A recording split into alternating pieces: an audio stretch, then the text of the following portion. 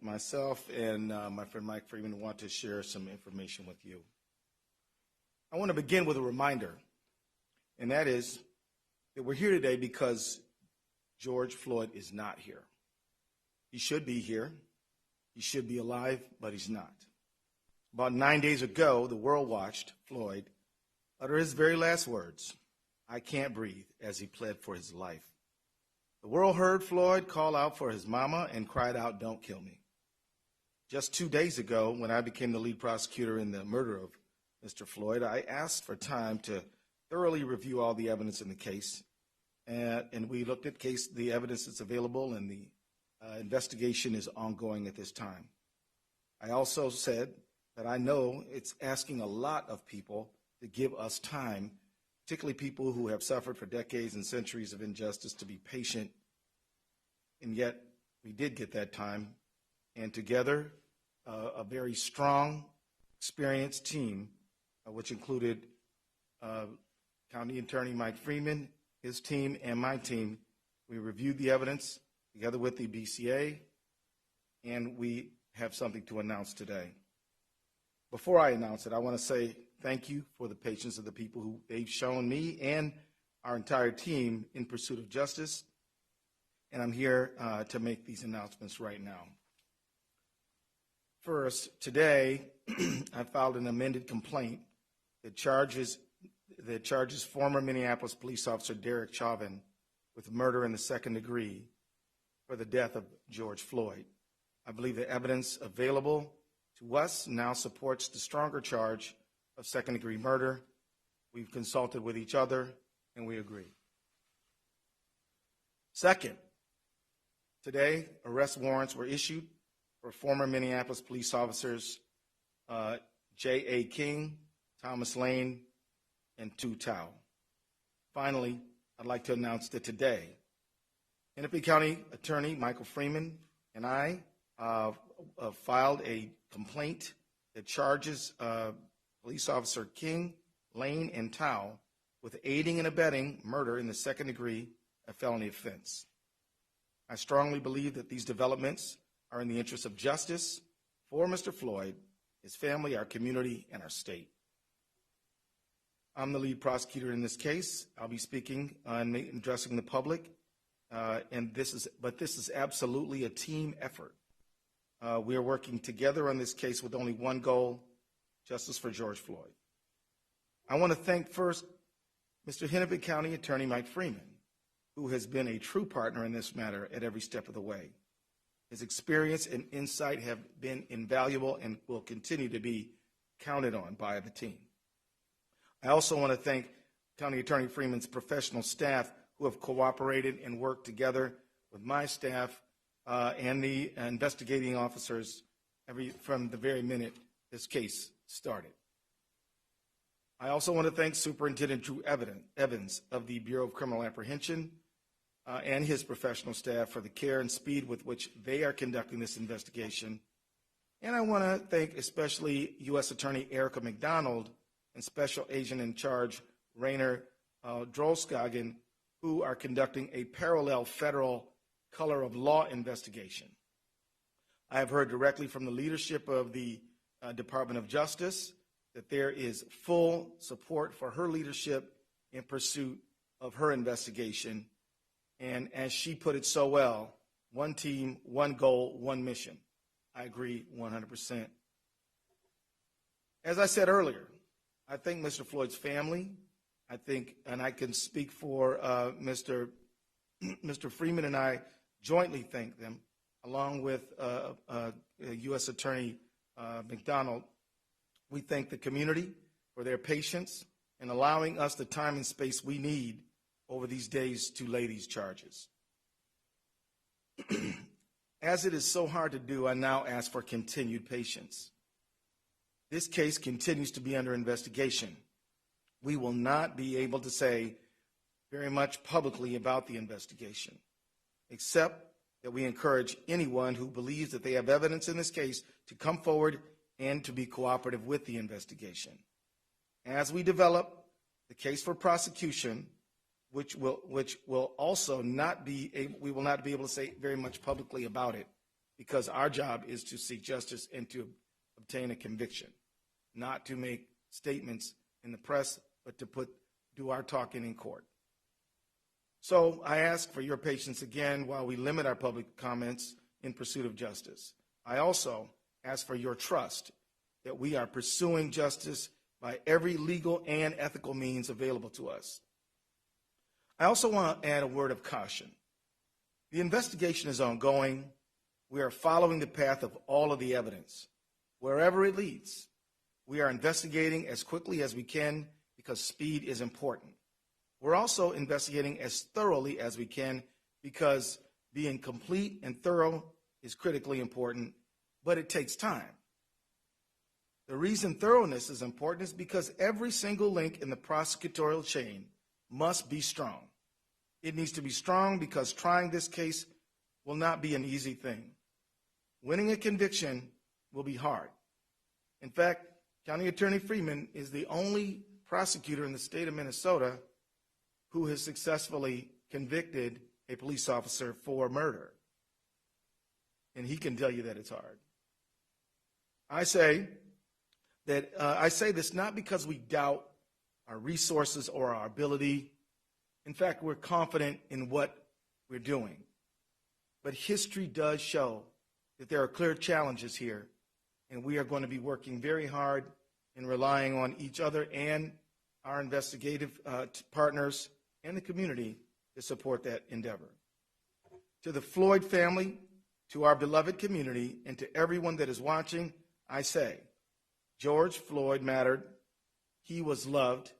His family was important. His life had value. And we will seek justice for him and for you, and we will find it. The very fact that we have filed these charges means that we believe in them. But what I do not believe is that one successful prosecution can rectify the hurt and loss that so many people feel. The solution to that pain will be slow and difficult work of constructing justice and fairness in our society. That work is the work of all of us.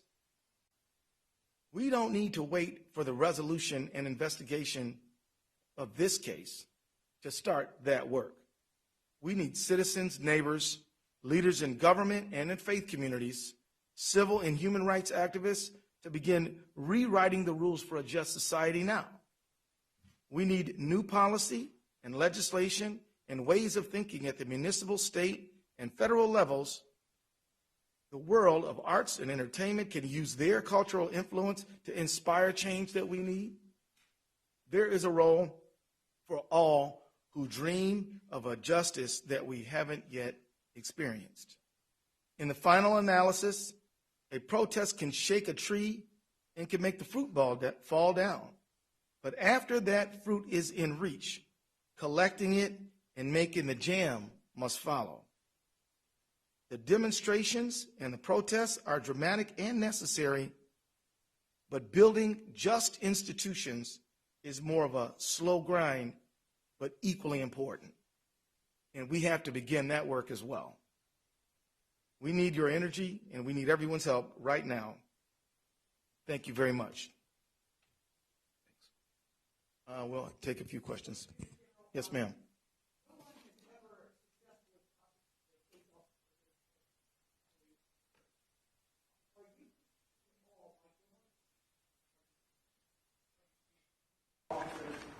Numerous acquittals, which acquittals in other cases, notably Robin Keith case, which is has created massive protests and massive rioting, massive demonstrations, and massive unrest. We believe we have a duty to charge the charges that fit the facts in this case when we have done so. And so our concern is to put all the energy we can into putting forth the strongest case that we can without fear or favor of anyone or anything. These charges are based on the facts that we have found, and we're going to pursue them. The Hennepin County attorney, obviously, we got the case from him. Was he going to plead this case as a murder-free case? Is that why the state took over? That is what sources have said. The Hennepin County attorney did an excellent job by gathering facts and has worked cooperatively with us at every single step of the way. We consulted with each other on these charges. We believe that these are the right charges. Mike Freeman and I we've signed a complaint for these additional charges, and so that's what we're doing. So the whole nation, indeed the whole world, has been awaiting some type of announcement from your office. Can you describe the process involved in your deliberation and what impact you think today's decision might have, not just in Minneapolis, but for those across the country watching you right now? Unfortunately, I can't delve into our deliberative process, but what I will tell you generally is we gathered all the facts that we could. We reviewed the criminal statutes. We looked at case law. We consulted with each other, and we arrived at these charges. We believe that they're justified by the facts and the law. What does this impact have on them, this decision? The pursuit of justice is always good and right. And I want to signal to them that we hope that they continue to raise the cause of justice, but do it in a peaceful manner. It is their right to express themselves. With that, I will say that they should continue in their own communities to get together to build just police community relationships. We need the faith community to be involved. We need arts and entertainment to help inspire us toward justice. We need everybody. There's a lot more to do than just this case, and we ask people to do that.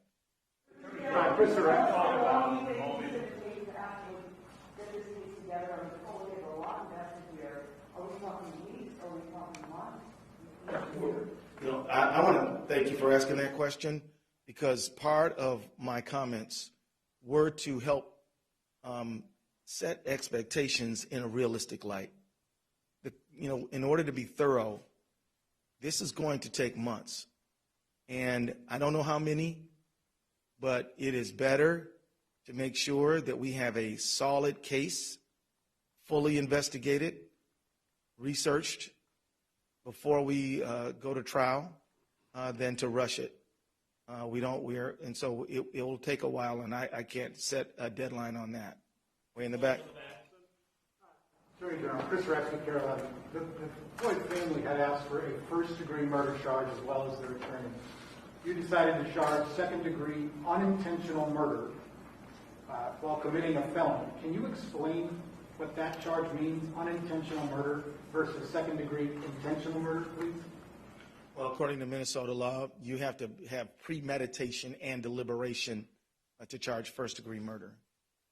Second-degree murder, you have to intend for death to be the result. For second-degree felony murder, you have to intend the felony and then death be the result without necessarily having it be the intent. So that's the state of the law. The felony would be we would contend that George Floyd was assaulted, and so that would be the underlying felony. Do you accept any plea deals in this, or do you expect all four to go to trial? And secondly, when will the body camera footage be released? I really don't have any idea of what plea negotiations or anything like that. That's simply way too early to begin that conversation. At this point, we are preparing to try this case. If something else happens along the way, we'll see. But at this point, we don't have any plans in that direction. Camera footage? That is something that I don't have anything to report right now. At this time, we're focused on investigating the case. And so I think at this time, I will consult with the BCA and other partners on the case, and we'll come to a conclusion about that. Again, we believe in transparency, but we also believe in a thorough investigation, most importantly. Rob, the three officers been taken into custody? I'll allow Mr. Drew Evans to address that issue. Yeah. Good afternoon. My name is Drew Evans. I'm the superintendent of the Minnesota Bureau of Criminal Apprehension.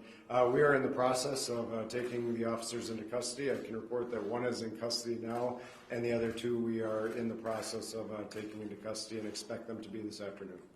Could you care about, have these officers provided any statements to your investigators, which traditionally happens after a death in custody? Have you spoken with them?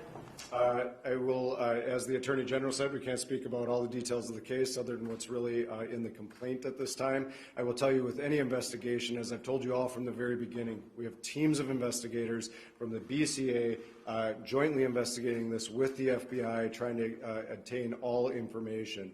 In this case, I will tell you that is a regular course of all of our investigations to attempt interviews with all of the officers. We have interviewed numerous individuals in this case, and additional information will be provided as we move forward. Attorney General, do you have the folks you need to do this, or you'll be seeking some sort of outside counsel or special counsel as you're authorized to do under the law? At this time, I believe we have the team to complete this work. I would like to just introduce David Voigt as well. He is a deputy at the Attorney General's office. He heads the criminal division, and he has the lawyers to get this done. And also, we have some experienced lawyers at the Hennepin County Attorney's Office. We're working on this thing together. In terms of the timing of this decision, I know the Floyd family was hoping to be able to have more information on these charges before the memorial tomorrow. How much did that factor in your decision, as well as the protests with them calling for these across the country as well, as Vernon has said? You know, I can say that I did not allow public pressure to impact our decision-making process. I was prepared to withstand whatever calls came. We made these decisions based on the facts that we have gathered since this matter occurred, and made the charges based on the law that we think applies. So that's my answer. Yeah.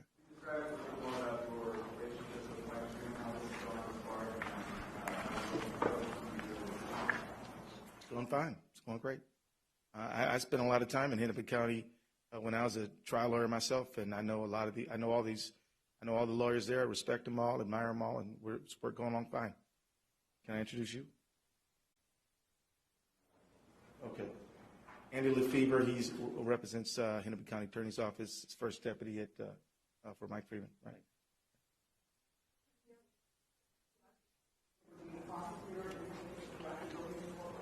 No, that I'm going to let the people who prosecute cases every single day to prosecute this case. Now, it is true that I've tried a lot of cases, and I've tried homicide cases, but on the other side of the courtroom.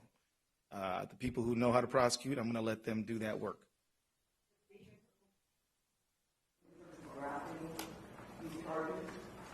You know, I think it helps me anticipate what some of the attacks on our case might be.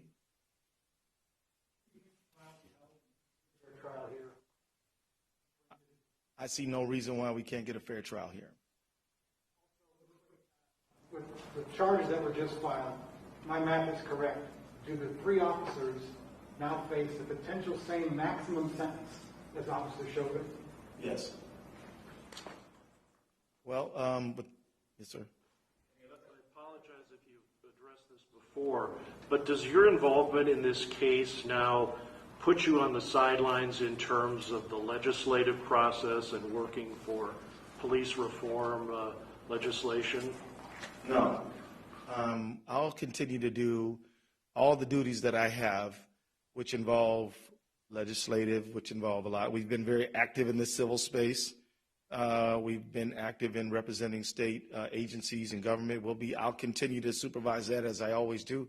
But I feel very confident in it because I have excellent professionals who are going to be focused on this like a laser beam every single day. Attorney General, could you just take us into that room when the decision was made for you personally, for this case, about these charges, the moment you had personally? I feel a tremendous sense of weight. I feel this is a very serious moment. I can honestly tell you I take no joy in this, but I do feel a tremendous sense of duty and responsibility. Are they going to be archived in max security way to put someone? I don't know the answer to that question, maybe. I would just answer that in terms of that is left up to the various sheriffs that we work with on this. They make, as Commissioner Schnell noted the other day, security decisions in the best place for everybody in light of everything that's going on right now in the Twin Cities. Again, those are decisions based on the analysis of the sheriff, and they work closely with the Department of Corrections to make sure that they have everybody in their custody where they should be based on safety assessments. Thank you all very much.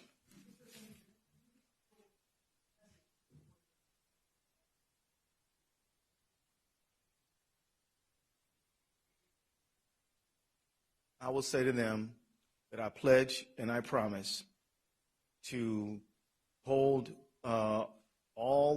everyone accountable for the behavior that we can prove in a court, and that if I don't charge it, it means that we did not have the facts to do that.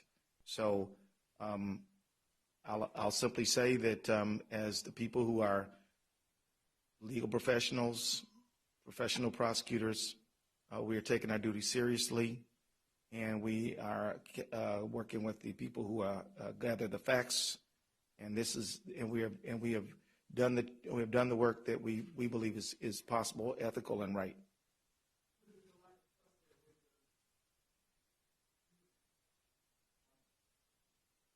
Yeah, well, I mean, look, let me be honest here. I mean, our country has under-prosecuted these matters in Minnesota and throughout the country. And so I think the trust is a result of historically not holding people who are public guardians accountable for their behavior in situations where we should have. So that, I think, is the origin of the trust problem. But we can't control the past. All we can do is take the case that we have in front of us right now and do our good faith best to bring justice to this situation, and we will.